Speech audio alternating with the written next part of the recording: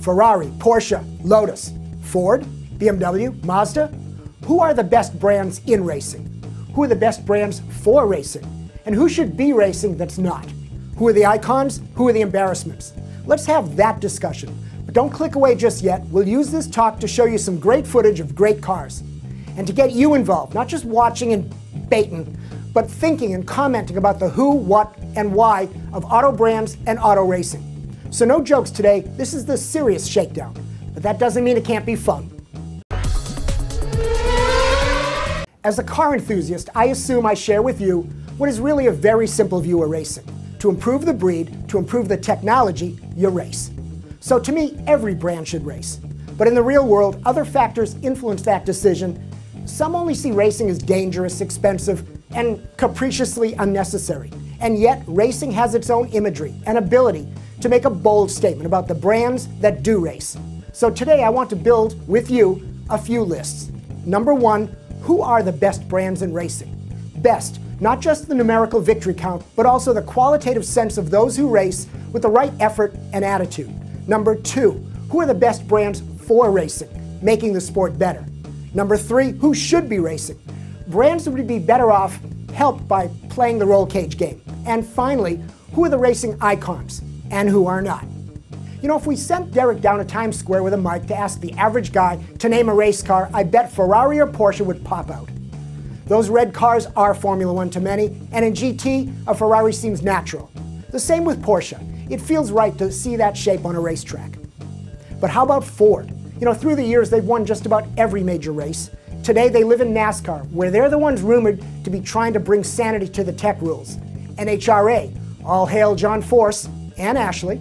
And road racing with Mustang, Grand Am engines, and the Maytech GT1 headed back to Le Mans. And in WRC, Ford is a force. Which, by the way, allows me to remind you that Kenny Block kicks off his WRC campaign in Mexico March 5 through 7. But for now, it's the Abu Dhabi team to really watch, as well as the transfer of Ford racing tech to road cars like the Focus RS, rumored to be finally headed to the US. Oh yeah, and V8 supercars down under. The first 2010 races will be on Speed TV in the US this Saturday, Feb 27 at 4 p.m. Eastern. And how about Audi? You know, when these guys race, they don't F around, from their way back auto union days to now. But here's the sleeper to the best list, PSA, Peugeot Société Anonyme, the makers of Peugeot and Citroën, only the reigning Le Mans and WRC champions. Here's the 2010 908, just launched, headed to Sebring March 20.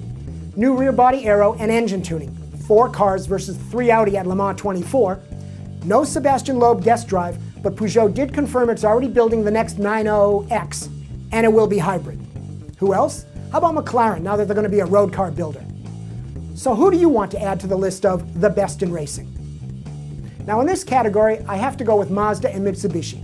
Both brands have contributed mightily to growing grassroots racing.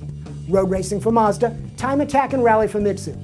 But my wild card adds, non-auto brands, Michelin and Sony Gran Turismo. They definitely contribute to the sport. So your turn, your ads.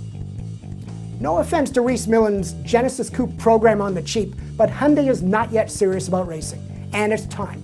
You know, if the plan is to replace Toyota as the best appliance brand, then do what you're doing. But if, as I've heard in meetings, you want to elevate the world's perception of Hyundai technology, innovation, and spirit, then you know what? Build and race a Blue Drive powertrain for Le Mans and the ALMS, marking your turf as one of the big boy brands. And Alfa Romeo, with all your racing heritage, well, if you don't race, I still have room for you in my soon-to-be expanding dead to me list. The icons, I gotta stick with Ferrari and Porsche. The embarrassments, Toyota. And I'm not just executing a timely piling on. Here's my case. Big budgets, little results. No F1 wins, no Le Mans wins, no real success in NASCAR yet. And the championships they did win, they're all tainted by cheating.